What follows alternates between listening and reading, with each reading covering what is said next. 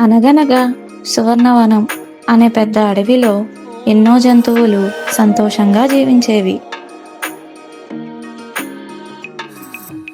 ఆ అడవిలో కోకిల అనే చిన్న పక్షి ఉండేది.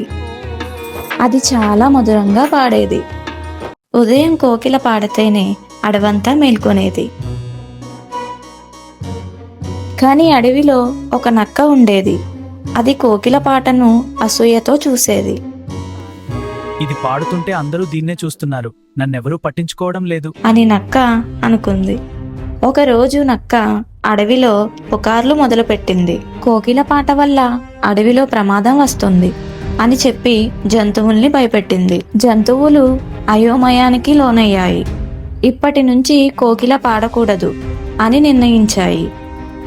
కోకిల చాలా బాధపడింది. అయినా ఎవరితోనూ వాదించలేదు. నిశ్శబ్దంగా ఉండిపోయింది. కొన్ని రోజులకి అడవిలో పెద్ద సమస్య వచ్చింది. రాత్రివేళ అడవికి దగ్గరగా వేటగాళ్ళు వచ్చారు. సాధారణంగా కోకిల పాట వింటే జంతువులు జాగ్రత్త పడేవి. కానీ ఆ రోజు నిశ్శబ్దం. వేటగాళ్ళు దగ్గరికి వచ్చేశారు. అప్పుడు కోకిల తన బాధను పక్కన పెట్టి గట్టిగా మధురంగా పాడింది. ఆ పాట విన్న జంతువులు వెంటనే మేల్కొని పరుగులు తీశాయి. అందరూ సురక్షితంగా తప్పించుకున్నారు.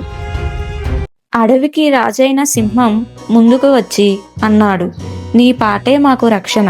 నిన్ను మేము తప్పుగా అర్థం చేసుకున్నాం. నక్కకు తప్పు అర్థమైంది. తల వంచుకుని క్షమాపణ చెప్పింది. ఆ రోజు నుంచి అడవిలో కోకిల పాటకు మరింత గౌరవం వచ్చింది. అడవి మొత్తం మళ్ళీ సంగీతంతో నిండిపోయింది. నీతి: అసూయ నష్టాన్ని తెస్తుంది. ప్రతి ఒక్కరి ప్రతిభకు విలువ ఉంటుంది.